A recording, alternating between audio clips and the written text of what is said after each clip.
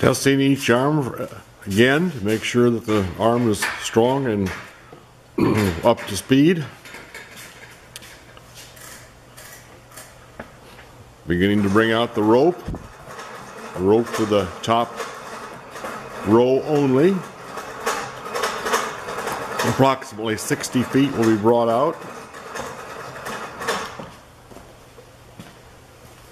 Starting at the same arm each time, it helps us be more accurate.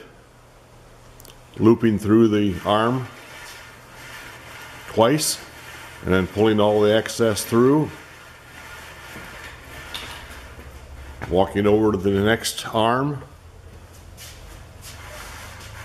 going through there twice again, making a loop, pulling the rope again extra all the way through from the first arm over to the second arm, leaving approximately a 1 foot loop. Going to the third arm, walking around to the third arm, pulling the rope through again, making a loop. Pull the extra rope out of your way. Going to the final arm, making a loop again, pulling the extra through, leaving about a foot on the previous arm. Now to the very first arm where you started, pulling the rope through and putting making a stopper knot and pulling the rope back against it, putting the fixture down to keep the arms equal spaced, setting the distance between the arms, which sets the rope distance. Do all 4 arms. You can do this by just using a tape measure and getting some help. You don't have to use the rope or don't have to use the spreader bar like we do. Measure it off so it's equal space, approximately 113 inches. More importantly, to get them equal spaced.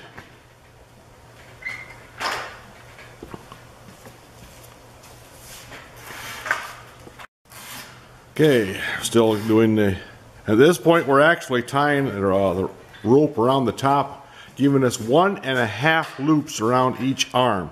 This stops the rope from sliding on through and makes it stay where you want it, giving that distance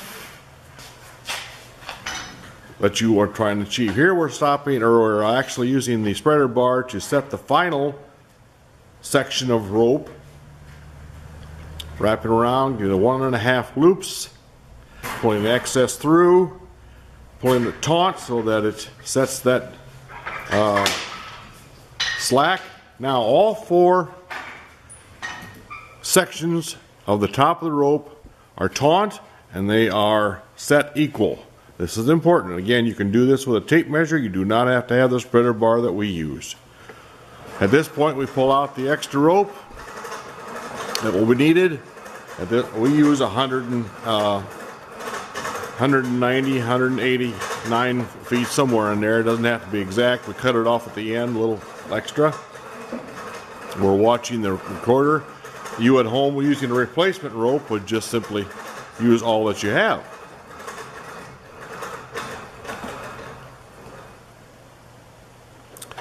We cut the rope with a hot knife. We dress the ends of the rope into a point so that they go through the holes more easily. And then back around to the very first arm again, moving down the arm to the next hole, pulling it through, and then lacing or threading all of this row. This person can do the job very quickly, so at times we'll try and stop her to get her to show a little more detail. Okay, we're going to be going through that first arm again. We're use 2 thicknesses through that hole, and the lead part of the rope goes down to the next hole. Through that hole, we're pulling 2 thicknesses of rope and all the excess.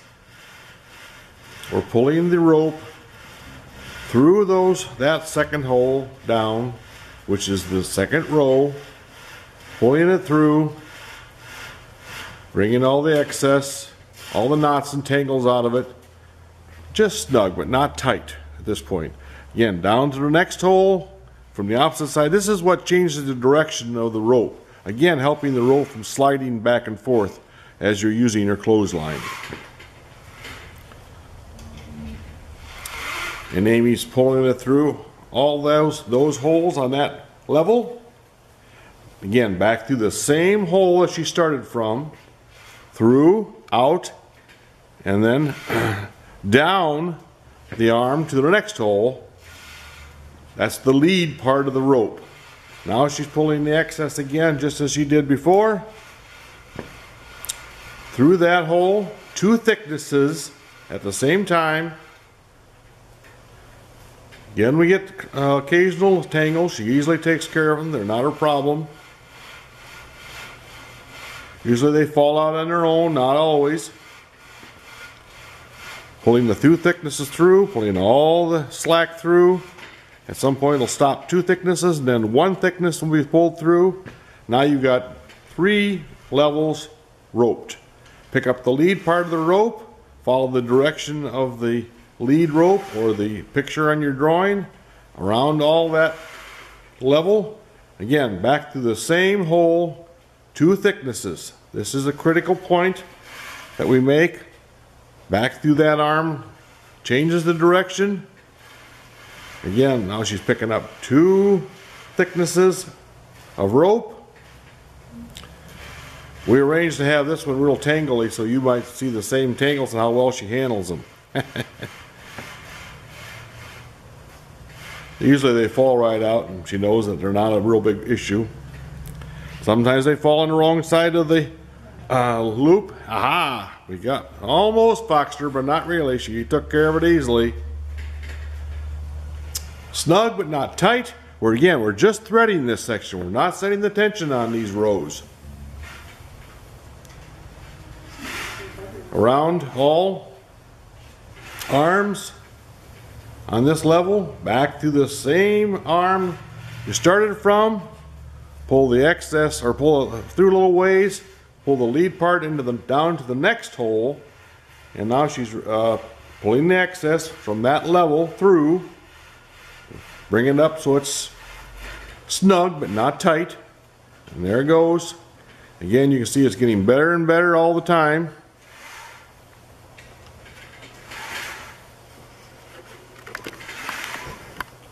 Now we're getting down to the shorter rows. We're doing the same thing over and over. The lead rope goes down to the next hole, pulls through a little bit, pull up the excess from the roll you're working on, and now to the next level.